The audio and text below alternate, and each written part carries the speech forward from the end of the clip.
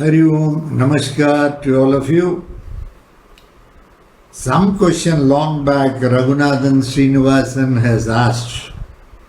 I think I did not see this. And luckily that popped up today. Being Navaratri, he has raised a question long back, maybe 3 years back, 4 years back. He is asking here, it's in Facebook. Anna, I would like to have your guidance for this which is in mind for quite some time.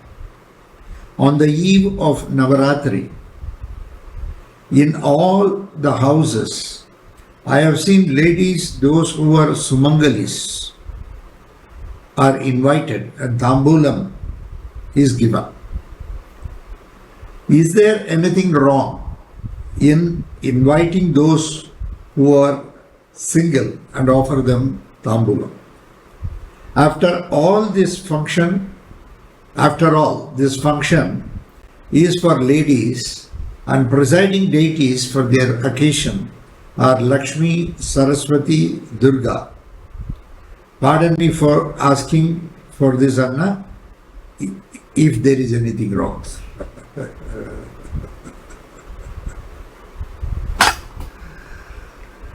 A very interesting subject Srinivasan has asked. A very interesting topic he has opened there. It's a big Pandora box. Yes, there are in scripture so many things are said, I don't deny that. Sumangali, Amangali. Sumangali means one husband is alive. Amangali means one widow who is.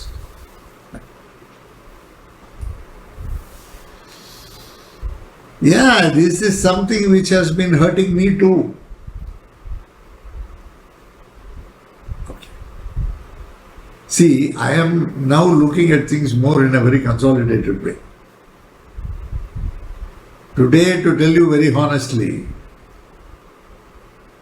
my mind is more at uniting people. Beyond all these differences, discriminations. Of course, many things are said in Sanatana Dharma, nobody is disputing it. This is good. But if everything had remained the very same way in which it has been said, as in scriptures, Sanatan, all this, today we will not be having a polarized society. Even among Hindus, there is total disunity in the name of caste, creed, all these things. So my view is more from this point of view. I am not going into, and please remember, I am not hurting the sentiments of anybody who may be listening to this particular video. I just wanted to ventilate my feelings on this since Srinivasan has opened the topic, which is my favorite topic.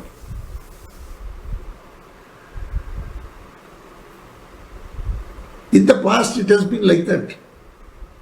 Only people whose husbands are alive, they are called. They are given kumkum. Because once she becomes a widow, she doesn't wear kumkum, she doesn't have the flowers, everything. It looks like, she's totally, once husband is there, life is there. If husband is gone, life is gone.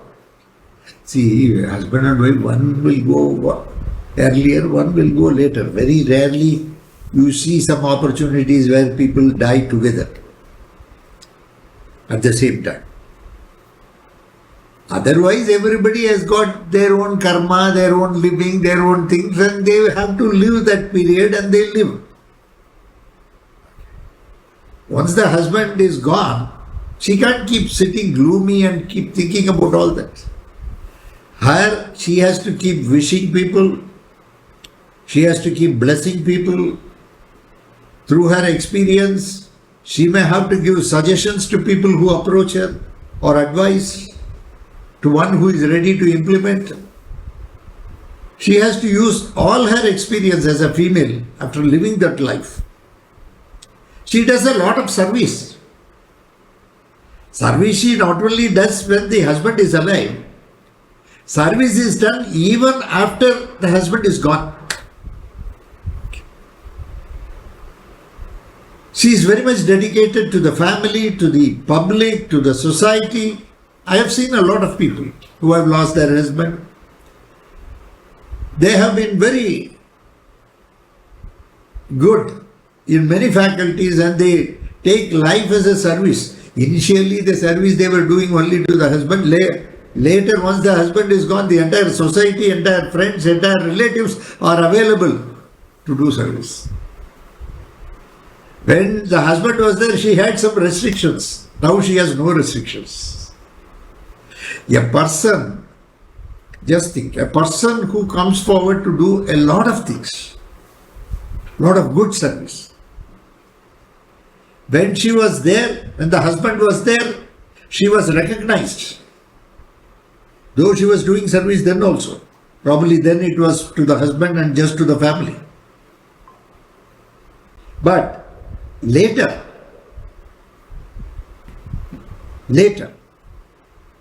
after the husband is gone, still she does all the service, whatever she knows. Okay, she will be helping people, she will be teaching some people, she will be cooking food for everybody. She will be doing a lot of Narayana Seva, so many things she will be doing. All good things she is doing, she is continuing to do. But she was honored and respected during the days of Navaratri, the days of the Lord. 9 beautiful nights on the 10th day, Vijayadashami. 10 days. But once husband is gone, she is not recognized. Under the changed circumstances, because those days, yes, the female was not allowed to go. She has to be only at home. She has to cook food only for the husband and family, and she has to manage the family within that. But all that has changed. Today we are educating the kids. We are making them to get qualified more. They are going for various jobs. In fact, they are performing much better than the males. In some places I have seen, females are excelling in all fields. In fact, they are 1,000 times better. They are compassionate, they are very loving. Basic nature of masculinity is more harshness. They do not know also to convey a very loving message, but only a female can convey. They do all that service because this is a changed atmosphere. She was then only at home. Now she is going out. She is doing everything. She is working. She is leading a companies. There are many CEOs of companies who are females. They take care of the company. They take care of the home. They take care of the society. They do so many things. Today, under changed circumstances, should we continue to do of giving the tamburam only to Sumangalis? Why we can't give it to everybody? Why a person without a husband should be barred from all these things? And why she should be kept in a corner? I feel, under changed circumstances, this is not justified. She is a human. She has her own feelings. In fact, the society should recognize her for her good services. This is one such occasion you invite her and give her a bit tambulam. She is being recognized. See, in life, you must be a little bit appreciated and recognized for your work. Is it not? See, it's a normal desire. Suppose you do something very good and come to me. Guruji, I have done this. What should I say? Hey, this is very beautiful. What an excellent work you have done. So nice. Such a beautiful work you have done. She feels very happy about it. You have to compliment people, you have to greet people so that the positive energy inside the person increases and they throw an aura where you have positive aksharas surrounding that person. Anywhere they go, every melody becomes a melody. To that extent, They are so excellent. The positive vibes are changing so many things around them. When the aksharas are very positive in and around you, the way you behave will be totally different. Yes, there is negative akshara also. Sometimes you can find people totally in melancholy. I have seen some females and males also. Once they lose their husband or the wife, they are in melancholy, always crying. Absolutely, sir, I accept the loss cannot be compensated. When somebody loses the husband, or when somebody loses the wife, or when somebody loses the partners,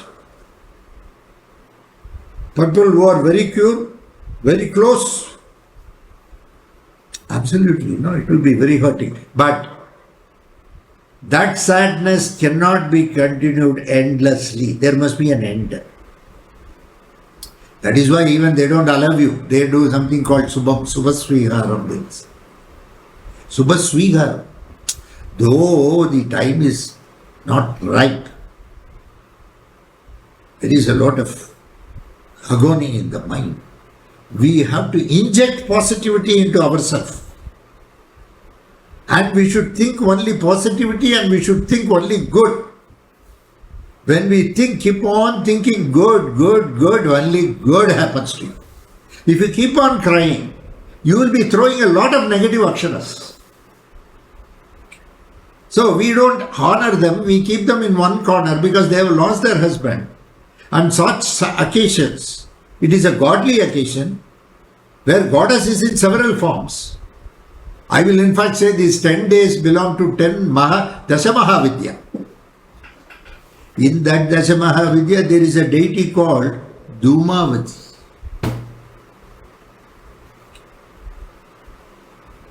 He worshipped Dhumavati. She is old, she is wise. As you age, you become very, very wise. That is what is expected of you. If you are only an aged person, as it ages, you are only an aged person. You can be respected because you are a very aged person. Namaskar. We can say that. But you will not be respected for knowledge or wisdom. You will be respected just merely only for your age, nothing else. When people respect you for wisdom, they will come to you, they will ask you so many things. They have a lot of doubts, they have to run this life. Such people there, they have to be honored. That is my personal feeling. Please, I am not hurting anybody here. I am more thinking of uniting people. I know only plus, I know only multiplication. I do not know division or subtraction. So, it should be given. They must be honored. Giving a tambulam, it's nice. What is there? Just because the husband is gone, everything should go. No, that's not. Yes, those days Sati was also there. In the husband funeral pyre itself, they will put the wife also. Okay, that some communities believed at that particular point of time. Today, luckily the governments have also interfered, and good things governments are doing, and that is one good thing. Okay, something came, this will not. They abolished it, that practice. Okay. Your faith in doing anything should be that it should be constructive and not destructive. Religion has to be constructive. Shastras have to be constructive, not destructive. If religion is going to kill people, you don't need religion. Why do you need it? Religion is to make people live this life. Religion is pro-life, not anti-life. Long back during those circumstances, probably there were certain things which we do not know. We are not aware of it. When we are not aware of it, we cannot comment about it. Today we are very well aware that our society has totally evolved and changed. Every day as you grow, you are evolving. What is the positivity you have added for one day as you live that day? Today, what is the positivity you have added? What is it you have learned? What is it you have delivered as a service to humanity, to the world? So, we should not hurt anybody. If we should not hurt anybody, is this not hurt in one way? There may be somebody in the family who may not be having a husband. During the Navaratri, you prostrate her. You give her certain things. You tell her, no, unless you are there, I don't think we will be what we are. Okay, please bless us. Like that, you can invite such big people. Give them some tabla. What is there? It is Mangalagaram. Mangalagaram only with husband. Then Mangalagaram is gone. Yeah, in the middle, initially it was all working. When women was not allowed to come out of the home, they were just taking care of the home, and they were taking care of the husband, children, parents or in-laws, whatever it is, etc. And they will not walk out of the house, but they will be given money, they will be managing the home, they will convert the house into a home. All these things they were doing. Yeah, yes. Somewhere what happened? Exploitation happened. What was said in the Shastra was for good.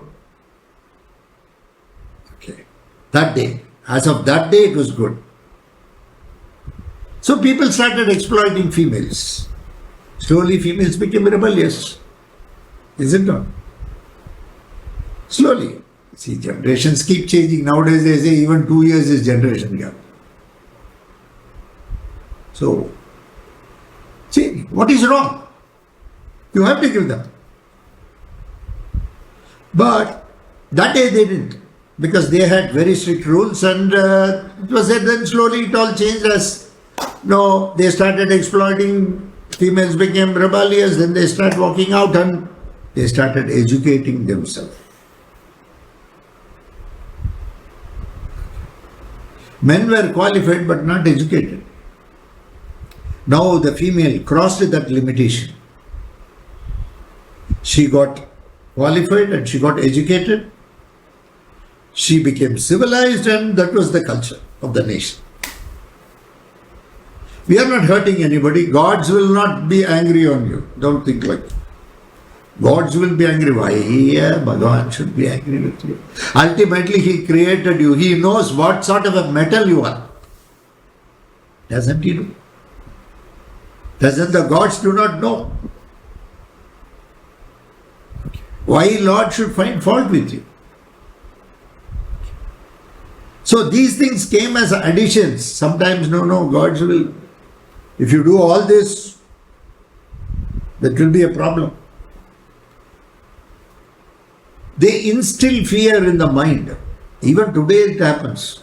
When somebody is rebellious and does something like this, then elders in the family, probably aged people, no, you won't do all this. As you grow, you should not fear. You must become courageous. Courageous means courageous to the extent that you are able to stand by the Dharma. Today's Dharma, Yuga Dharma. That is why we call Yuga Dharma. Everything keeps changing. Shastra yacha sukha yacha. Shastram came for sukham. That is why, as Shastras go, Shastras are also evolving. You have masters, you have gurus, you have very learned people who know very well this cannot be implemented or this need not be implemented today. So they tweak the rule. They tweak the rule.